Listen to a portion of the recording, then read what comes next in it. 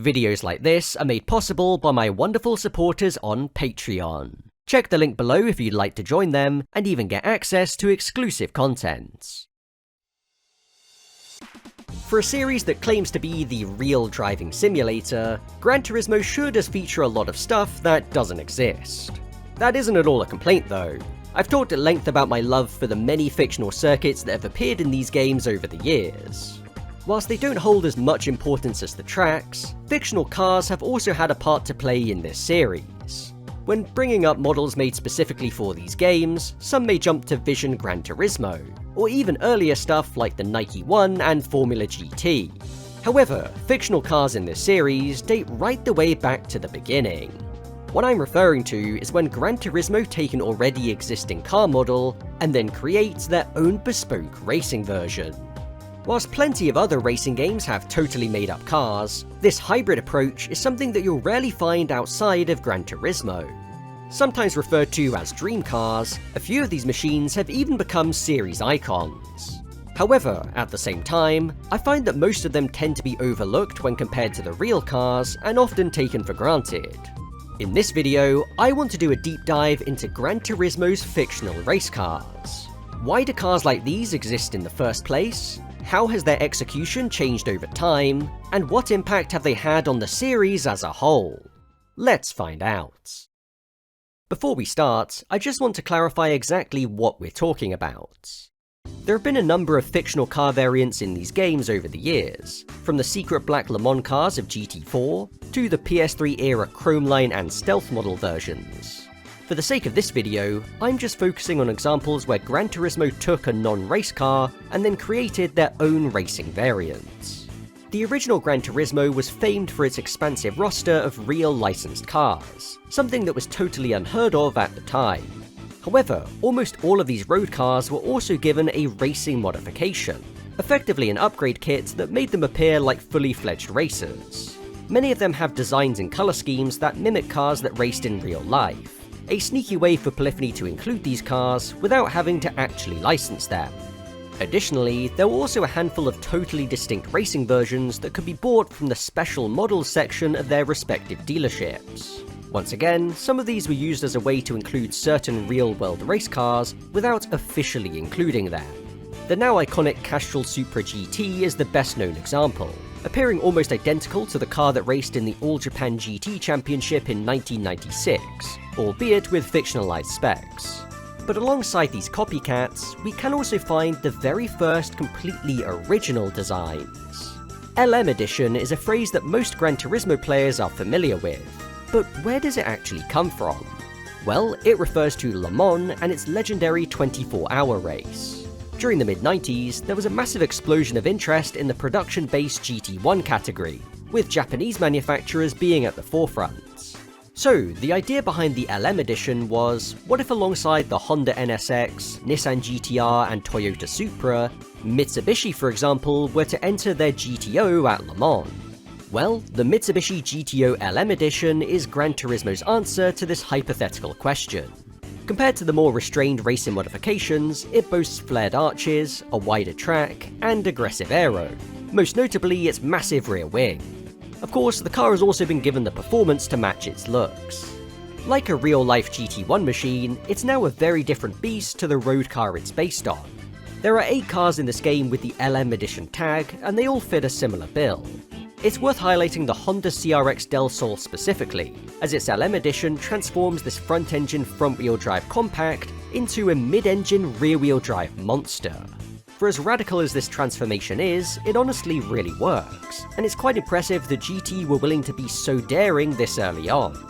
When looking at where models like these fit into the structure of the game, they represent some of the fastest cars you can get.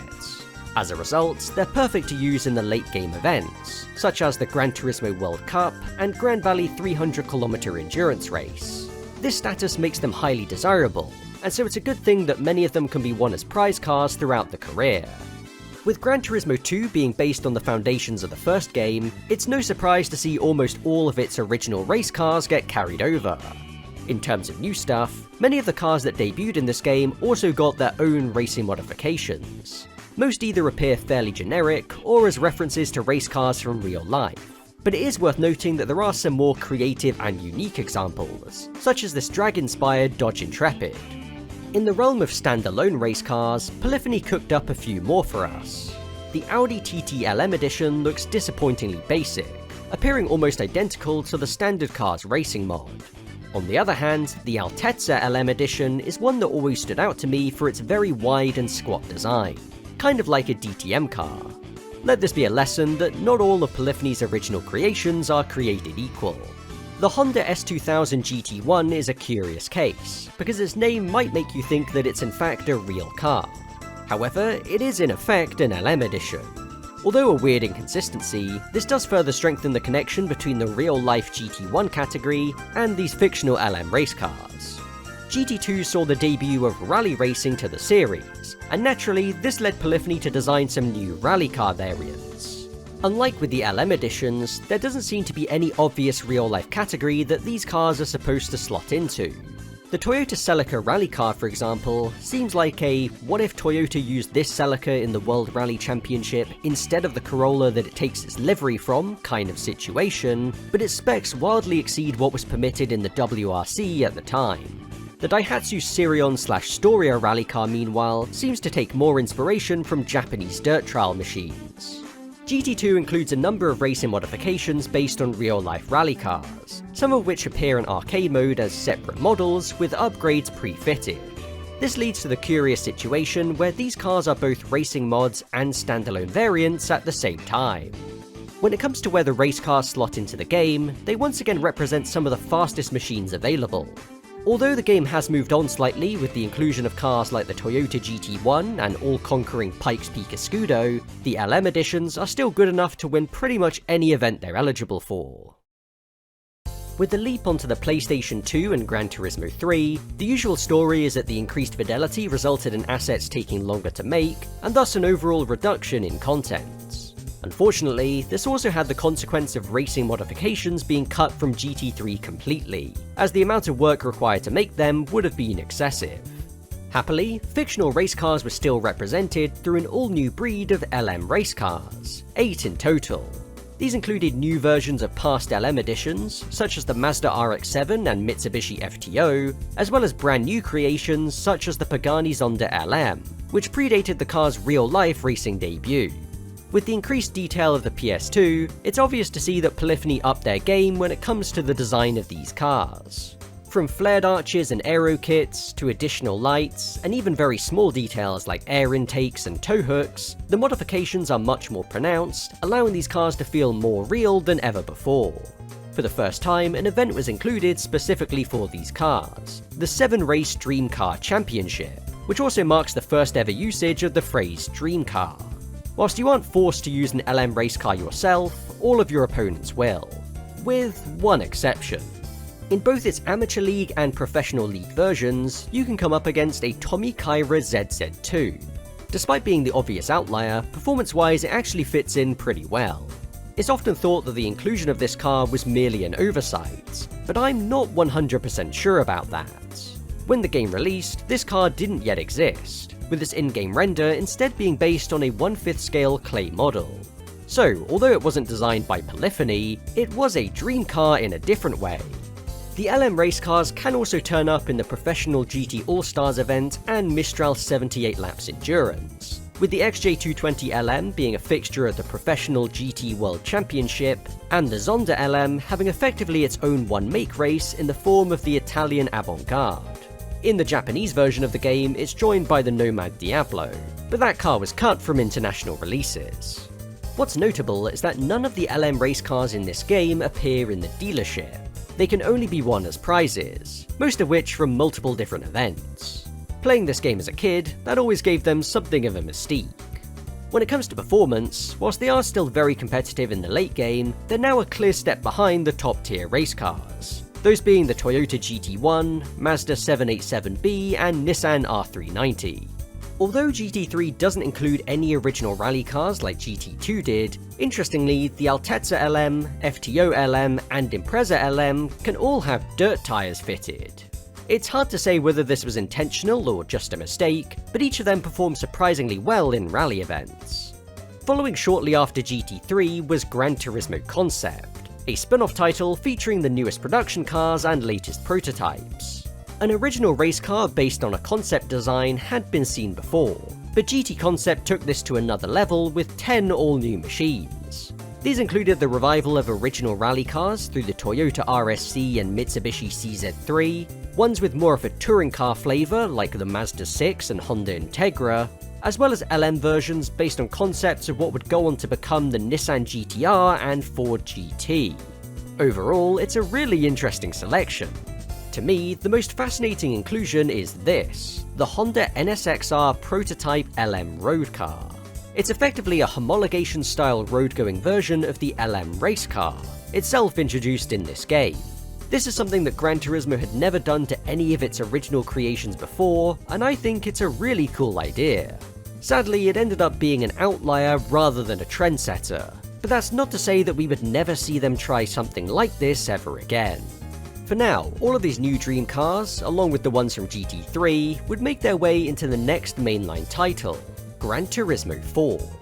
Notably, as Gran Turismo continued to expand the scope of their original race cars, a few of them were renamed, such as the Altezza LM race car becoming the Altezza touring car. In this case, its performance was also significantly reduced to match its new status. While GT4 debuted a lot of new cars, surprisingly few of them were dream cars. The Mitsubishi FTO LM was replaced with the FTO Super Touring Car. Interestingly, footage from an early demo build of GT4 shows that the FTO LM was originally planned to be included. We also have the Lancer Evolution Super Rally Car, a model based on the real-life 2004 WRC Lancer. But there is one more original race car to mention, the Ford GT LM Spec 2. It's effectively just an evolution of the car that debuted in GT Concept, but its status within GT4, partly down to its starring role in the intro movie, has made it a legend within the series. If you want it, you have to win the Gran Turismo World Championship. Doing so also unlocks the extreme events, and this is where you'll find the Dream Car Championship. Returning from GT3, it's now a 10-race affair, and the track selection is quite interesting. You may know it as that one late-game event that makes you do 27 laps of the beginner course for no reason. Yeah, really not sure what they were thinking here, but at least it's memorable. Speaking of memorable, I would be remiss if I didn't mention the Toyota RSC Rally Raid car, a GT Concept carryover. That's not because of how it drives or anything like that, but rather the fact that it represents the most well-known money-making exploit in this game. You can win it from Capri Rally Easy, an early game event that only takes a few minutes to beat. Despite this, you can sell it for an astonishing 265,000 credits. Simply rinse and repeat, and you can well and truly break the game wide open. When it comes to these cars' position in the performance ladder, we are a long way from their GT1 heyday. The influx of prototype race cars in GT4 means that these models are very much second-class citizens. This point becomes very obvious in events where they appear alongside each other, like the GT World Championship or GT All-Stars. If you use one yourself, prepare for an uphill battle. Another generational leap presented more opportunities when it came to designing original race cars. The biggest change on the PS3 was the introduction of a cockpit view, so any new cars would need to have a modelled interior. Our first exposure to this was Gran Turismo 5 Prologue, which brought with it the Ford GT LM Spec 2 test car, officially the first dream car of the PS3 era. Whilst it was of course rendered to a higher standard, its design wasn't that much different from its GT4 predecessor. Its interior was also pretty much identical to the road cars. Alongside it, GT5 Prologue featured a number of tuned versions of certain models. When it came to the full game, even more of these tuned versions were planned, but they never came to fruition. Instead, most of them were converted into aero kits for their standard versions, but some met a different fate. Gran Turismo 5 reintroduced racing modifications for the first time since GT2. Disappointingly, of the roughly 1,000 cars in GT5, only 17 premium models can be racing modified. This represents the fact that as time went on and car models became more detailed, the time needed to produce them increased massively.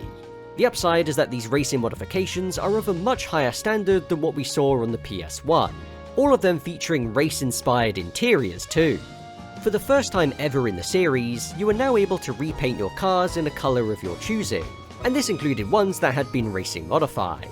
While 17 cars is a pretty modest number, there is an interesting mix. From classic American muscle to 90s GT, entry-level touring cars, and my personal favourite, a Suzuki Cappuccino made to look like a mini Super GT machine. Sadly, I have to say that the racing mods for cars on the lower end of the performance scale simply aren't worth the price.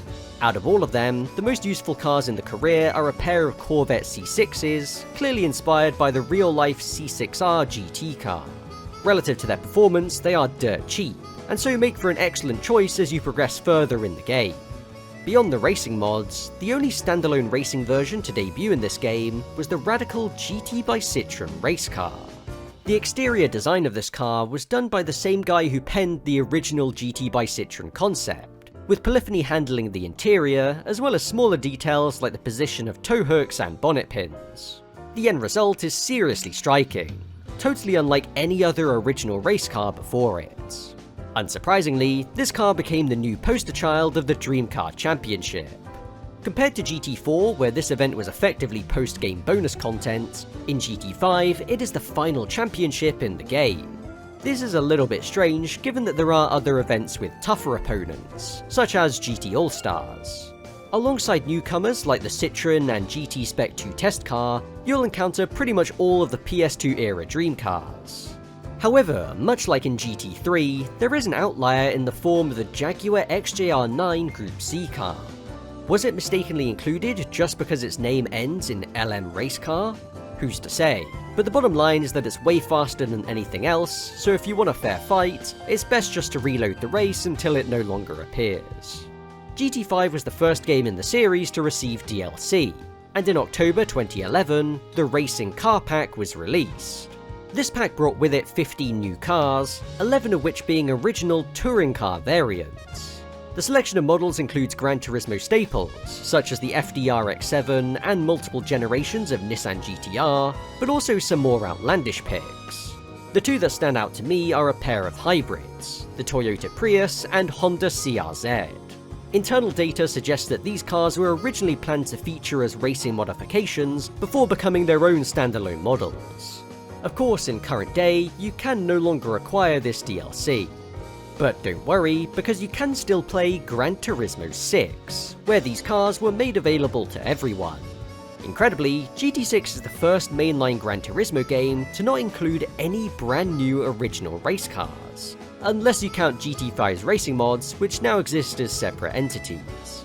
I think that the introduction of Vision GT and the concept cars jointly designed by Gran Turismo is likely a big part of the reason for this.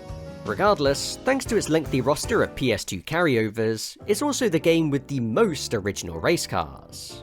And where will you find these cars? In the Dream Car Championship, of course. Well, for the most part.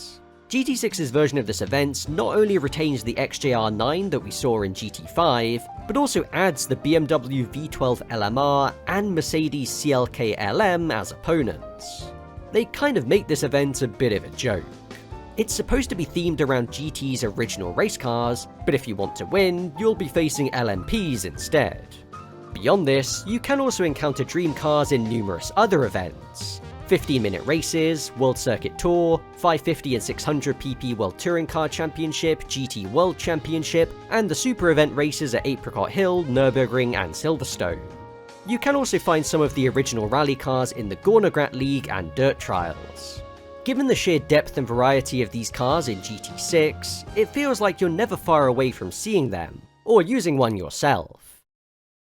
By this point, the LM race car moniker had become somewhat outdated.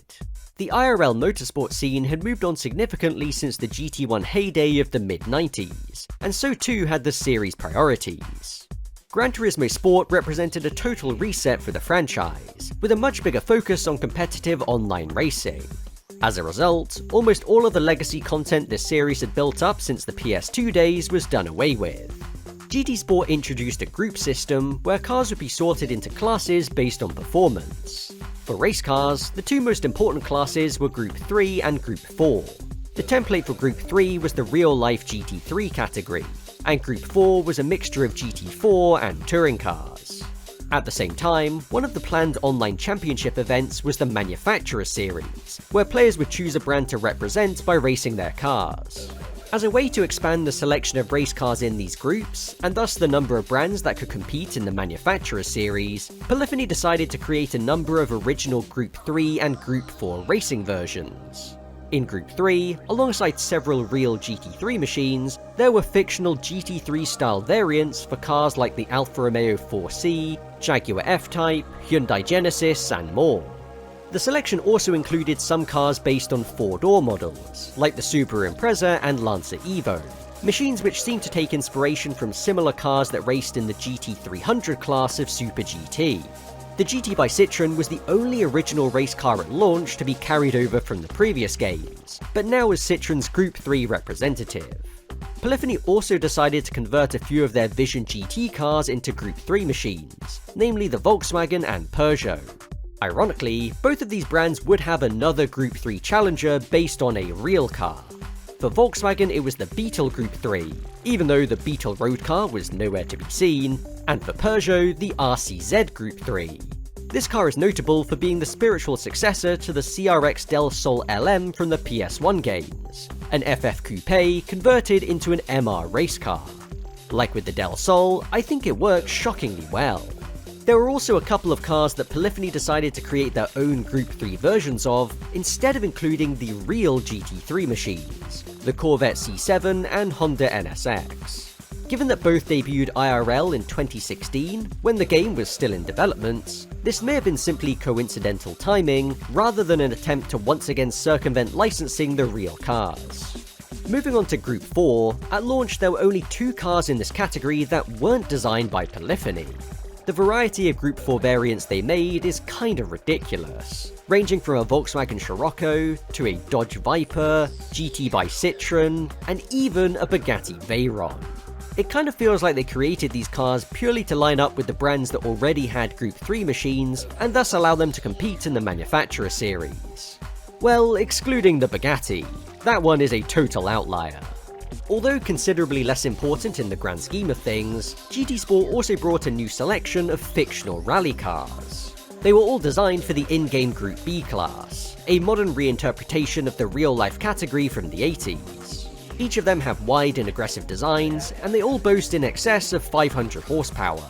There are 9 of them in total, from expected picks like the Subaru WRX and Lancer Evo, to the more left-field options of the Honda NSX and Ford Mustang.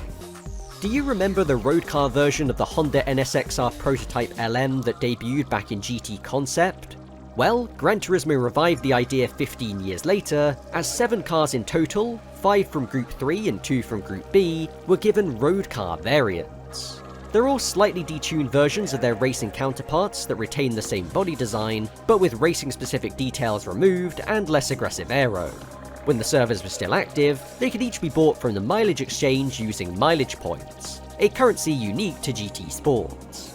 Groups 3 and 4 could really be described as the backbone of this game, given their importance in both the single player and online through sport mode. Even though this game doesn't have any events specifically for them, you could argue that original race cars are given a much bigger spotlight in GT Sports than any of the previous games. As time went on, more cars were added to the game through updates, including some familiar faces. Version 1.23 brought back the Ford GT LM Spec 2 test car, slotting into Group 3 with relative ease. A car that didn't fit in as neatly was the Mazda Roadster touring car from GT5's Racing Car DLC pack, which returned in version 1.41. Given that it falls some way short of Group 4 performance, it was reclassified as a road car instead. Honestly, it's kind of weird that they decided to bring this car back specifically, and not any of its contemporaries that could have feasibly ended up in Groups 3 or 4. One of the last cars to be added to GT Sports was the Mazda RX Vision GT3 concept. This is an interesting one, because whilst it isn't a Vision GT, as its name might make you believe, it only exists in Gran Turismo and was created by designers at Mazda, based on their RX Vision concept car from 2015. I don't believe that Polyphony were involved in the car's actual design, they merely just modelled it for the game using designs from Mazda. This model really blurs the line of what defines an original race car in these games. Regardless, the RX Vision GT3 would be put front and center in the marketing for Gran Turismo 7. It was chosen to be one of the game's cover cars, and there was also a stealth model version given out to players as a pre-order bonus. In spite of this reverence, in-game it's treated just like any other Group 3 car. You don't even win it as a prize. Elsewhere, there were more returning faces. GT4's hero car made a comeback, with its model heavily based on the Spec 2 test car from GT Sports, and the PS3-era S15 Silvia touring car and EK Civic touring car were brought back too. The former had a revised design and was put into Group 4, but the latter ended up ungrouped, just like the Mazda Roadster. Fortunately, with the return of the performance point system in GT7, that isn't such a big deal. That's not to say that the group system is at all irrelevant, because it still plays a major role in sport mode and the manufacturer's cup in particular. Genesis made their debut here with new original cars for Groups 3 and 4, and they would soon be followed by Suzuki. Their new for GT7 Group 4 Swift was joined by a Group 3 version of their Vision GT car, introduced in Update 1.17. The Group 3 and Group B road cars were also made purchasable from Brand Central, meaning that unlike in GT Sports, you should still be able to buy them after the servers eventually get shut down. Beyond these changes and additions, original race cars in GT7 are handled pretty much as they were in GT Sports, albeit with slightly less importance given the game's wider scope. Skipping forward to the Power Pack DLC in December 2025, a handful of new original creations were included as a bonus. Each of them are inspired by real cars, such as the Hakosuka GTR, modified to resemble the real 1970s race car, or the Trans Am-style Ford Mustang, which can also double as a NASCAR replica. Then there's the Toyota Supra GT road car. This one is unique because we can almost consider it an extension of the road car conversion lineage first established with the NSXR Prototype LM and then continued in GT Sports. In this case, the car it's based on isn't actually in the game because it's the 1996 Castrol Tom Supra, a car that hasn't been seen since the PS1 games. Update 1.68 brought the Chevrolet Camaro 1969 race mod, but don't get tricked by the name because it has nothing to do with the Camaro racing modification from GT5. In fact, the game doesn't even consider it as a race car. And with that, you're now up to date on the history of originally designed dream cars in Gran Turismo. From their mid-90s GT1 origins, to the subsequent diversification and then total reset in GT Sports, cars like these have always had a part to play in these games. But where do they go from here? I think that it all depends on what Gran Turismo does regarding their group system. Whilst they made sense when GT Sport launched, over time the groups have become more and more confusing and pointless. What is the value in grouping together modern GT3 cars, 90s GT500s, and an 80s Super silhouettes, just because they all have roughly similar performance? And don't even get me started on groups 1 and 2. They're a complete joke, but that's not relevant to this discussion. Ultimately, the current crop of original race cars were designed around the groups, so if they're going to change, then so too will these cars. There's also the angle that many of these cars are becoming outdated. Of course, Polyphony can always design new Group 3 and 4 cars based on the latest models, but 1, they aren't currently doing that, and 2, for some brands, there aren't any appropriate cars to use. Will it get to a point where brands like Mitsubishi have to be dropped from the manufacturer's cup simply because their Evo 10 is too old, or will it be kept alive on the esports circuit indefinitely? These are the questions they're going to have to answer eventually. If you ask me, whilst I think it's great that original race cars got such a spotlight thanks to Groups 3 and 4, I don't think they should be the priority when it comes to designing new ones. The main reason why is that I don't want them to be creating original race cars out of necessity, I want them to be doing it because they want to do it. Looking back, that's how they came about in the first place, because they wanted to design these fantasy race cars for no reason other than they thought they were cool. On that note, I would also love to see them bring back some of the older dream cars and flesh them out even more. Right now, the best we have is trying to remake them with liveries and tuning parts.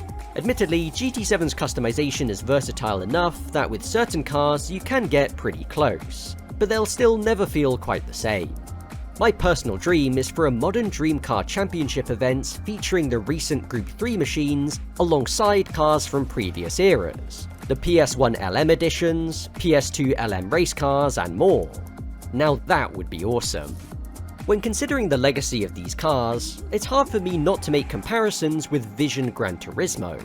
Whilst Vision GT has its fans, it also has its fair share of detractors. Even though these original race cars are made just to be in the game, like Vision GT, I have never seen anyone complain about them. I think the fact that they've been around since day one is part of the reason, but I also think that their concept is in some ways more appealing. If you were to ask me if I would prefer them to add more totally unique Vision GT cars, or more original race cars based on newer models, I'd go for the latter, no question. The difference with this type of car is that they're able to be fantastical, whilst also still being grounded in some sort of reality, that being the real-life racing categories they slot into. When I look at most Vision GT cars, I instantly think, this will never exist, so I have no reason to care. But in spite of them being called dream cars, I can suspend my disbelief because there is some logic. For me, that's the crucial difference that makes these cars more relatable, and therefore more interesting. Oh, and they also tend to be designed with some thought put into their purpose within the game itself, something that you can't often say for the Vision GT cars. As I mentioned before, even though people don't complain about these cars, I also don't see people praise them that often either, outside of the few legends that we all know. Maybe if it weren't for Vision GT dominating the discussion around fictional cars in these games, people would appreciate them more, but that's just speculation on my part. Regardless of what other people think, I consider dream cars to be a formative part of the Gran Turismo story. Yes, the amount of effort put into each of their designs hasn't exactly been consistent, but at their best, these cars add a new dimension to the experience of playing these games. Honestly, it's kinda commendable that this series has continued to keep the tradition alive almost 30 years later. Although their future in the franchise looks uncertain, I really hope that Polyphony remember that making these fictional race cars is something that they can still do better than anyone else.